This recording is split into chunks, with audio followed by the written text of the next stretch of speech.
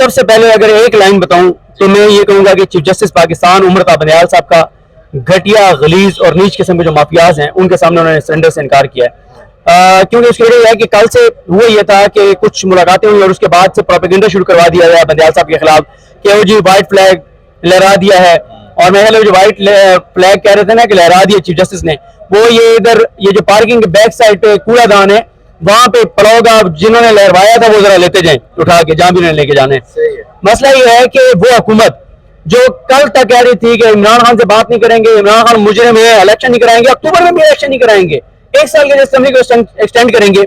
आज वो हुकूमत कह रही है कि जनाब हम तो बड़े संजीदा में मुज़ाकरात शुरू किए हैं।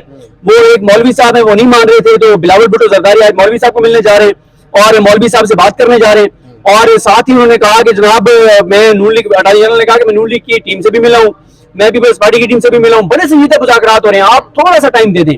और फिर उसके बाद जब फैसल चौधरी साहब रोस्टम पर आए, उन्होंने कहा कि वजीर दाखिला जो है वो हर 1 घंटे बाद धमकी देता है और वो कह रहा है जितना जोर लगाने लगा लो, इलेक्शन जो है वो हम नहीं कराएंगे।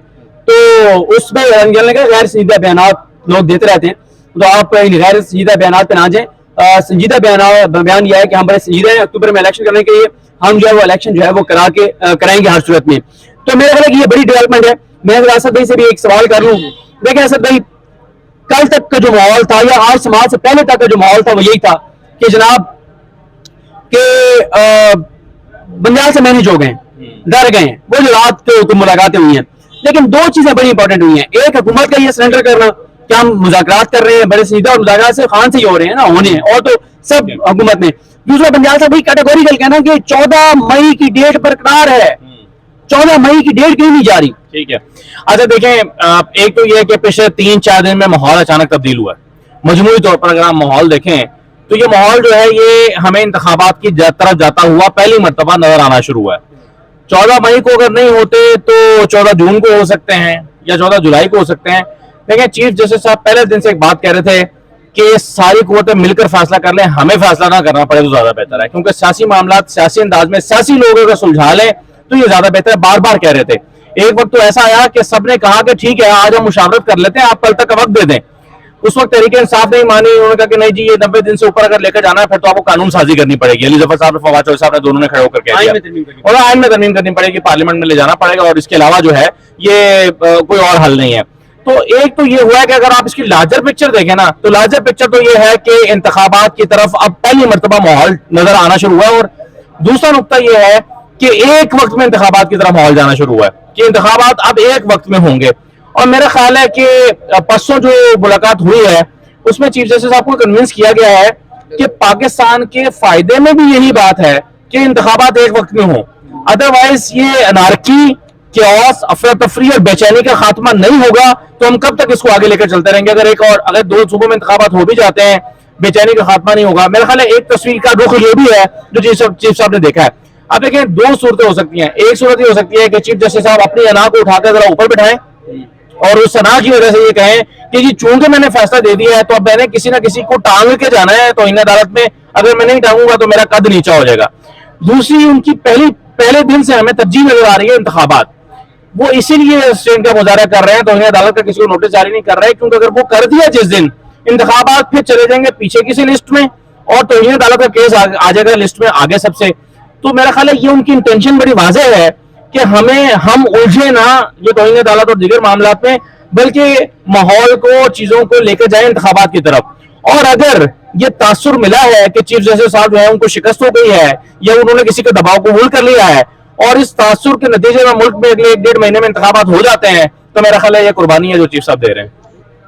यहाँ पर एक सवाल है सर, अगर इंतखाबात एक वक्त में लेकर जाते हैं तो पीटीआई को क्या गारंटी दी जाएगी, क्योंकि आईनी और कानूनी ऑर्डर जो सुप्रीम कोर्ट ने दी उस पर तो इदारे और हुकूमत अमल करती हुई नजर नहीं आ रही, तो एक वक्त में इंतखाबात आगे लेके जाने की क्या ग्राउंड पेश करेंगे या क्या जो गारंटी दी जाएगी, या मुज़ाकरात में कैसे इकट्ठे बैठेंगे? इसमें मैं असद भाई की तरफ जाने से पहले देखें, आज ये बात वो आज देखें ना, आज जो है ना ये बहुत इंपॉर्टेंट पॉइंट हुआ जब ये चीफ जस्टिस पाकिस्तान के सामने ये पॉइंट रखा गया कि देखें अगर आज पंजाब के इलेक्शन हो जाते हैं यानी 14 मई को हो जाते हैं, तो आइंदा पे पंजाब के इलेक्शन 5 साल बाद 14 मई को उसकी मुद्दत पूरी हो रही होगी, ठीक है। केपीके के 2 माह बाद हो जाते हैं, तो जुलाई में 5 साल बाद उनकी मुद्दत पूरी हो जाएगी। फिर अक्टूबर में अगर कौमी असम्बली के और 2 और सूबों के होते हैं तो फिर अक्टूबर में 5 साल बाद तो ये तो फिर पूरे का पूरा आपका सिस्टम जो है वो मुस्तकिल बुनियादों पे डिस्टर्ब हो जाएगा। तो ये वो चीफ जस्टिस पाकिस्तान ने कहा कि देखिए ये वो नुकता है जो आपको उस वक्त हमारे सामने रखना चाहिए था जब हम केस सुन रहे थे। उस वक्त तो आप 3-2 और 4-3 में उलझे रहे। आप बहुत सी चीजें फिर सिक्योरिटी के हवाले से भी बहुत सी चीजें जो आपको हमारे सामने रखनी चाहिए थी वो आपने नहीं रखी। आप 4-3 और 3-2 में उलझे रहे। तो आज जो है वो अच्छा एक कसर भाई देखें चीफ जस्टिस पाकिस्तान ने ये कैटेगोरिकल कह दिया है कि यहाँ से वापसी नहीं है। हमने वापस नहीं जाना, हमने आगे बढ़ना है। ठीक है, अगर पीछे हटना है तो फिर किसी और ने हटना है। सही है, ये बात बिल्कुल ठीक है। देखें और दूसरी बात यह है कि फर्ज कीजिए मुझे भी लगता है 14 मई को इलेक्शन नहीं होंगे वैसे, ठीक है, बावजूद इसके कि फैसला इनफील्ड है। लेकिन अगर ये इलेक्शन 1 महीने या 1.5 महीने या 2 महीने के बाद हो जाता है पूरे पाकिस्तान में, तो मैं तो इसका क्रेडिट भी इसी सूरत हाल को दूंगा या इसी दबाव को दूंगा जो चीफ जस्टिस के इस फैसले से पैदा हुआ है। अगर ये ना हुआ होता, 14 मई का फैसला ना आता, चीफ जस्टिस ना डट के खड़े हो जाते और कहते कि 90 दिन में इंतखाबात होने हैं, तो आपके ख्याल में ये अक्टूबर और बल्कि अगले अक्टूबर की बातें हो रही थी चंद दिन पहले तक तो कि इलेक्शन तो अक्टूबर में भी नहीं होंगे। 24 में जा सकते हैं। आज ये सियासी कुव्वतें हैं जो इंतखाबात एक वक्त में कराने के लिए मुज़ाकरात करने पर राजी हुई हैं, तो ये इसी मेरा ख्याल है इसी दबाव के नतीजे में हुई है जो सुप्रीम कोर्ट की तरफ से उनके ऊपर गया है। अदरवाइज कौन इलेक्शन करने जाना चाहता है। और मेरा ख्याल यह है कि चीफ जस्टिस साहब का फैसला बिल्कुल ठीक कह रहे हैं आपके, वो कहीं नहीं गया, वो बरकरार है। लेकिन उस इसी फैसले के नतीजे में आइंदा चंद दिन में इलेक्शंस होंगे।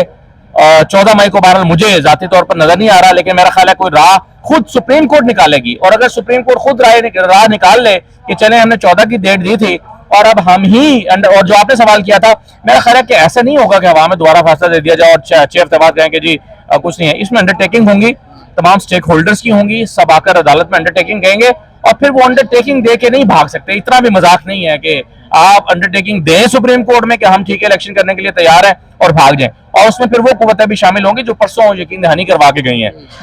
वो भी उस अंडरटेकिंग में अगर ऑफिशियली नहीं भी आएंगी तो वो किसी और तरह से अपनी जो है वो आमादगी दे रही होंगी, तो तब ये इत्तफाक राय होगा, वरना फिर जाहिर है बाकी ऑप्शन तो सुप्रीम कोर्ट के सामने खुले ही हैं। आपको क्या लगता है अभी 5-6 दिन और दे दिए जाएंगे मुज़ाकरात, मामला ईद के बाद तक चला जाएगा? देखिए मैं आइए आपका आखिरी सवाल मैं के तौर पे मैं इसका जवाब दे देता हूँ। मेरा ख्याल है कि कल सूरत हाल वाज़ेह हो जाएगी, कल से आगे मामला नहीं जा रहा, क्योंकि उसकी रीज़न ये है कि सुप्रीम कोर्ट ने यहाँ तक कहा चीफ जस्टिस पाकिस्तान कि अगर जुमे वाले दिन ईद नहीं होती तो शायद हम जुमे को भी बैठ जाएं। उन्होंने ये भी कहा कि 5 दिन की छुट्टियां हैं, मैं तो इस हक में नहीं था कि 5 दिन छुट्टी होनी चाहिए, लेकिन मेरे दोस्तों ने भाइयों ने कहा कि नहीं जी 5 बनती हैं, ठीक है। तो उन्होंने कहा कि ये नहीं है कि बुध को पहला वर्किंग डे है तो हम बुध को बैठेंगे, नहीं, हम मंडे को बैठ जाएंगे, हम ट्यूसडे को बैठ जाएंगे, क्योंकि टाइम नहीं है।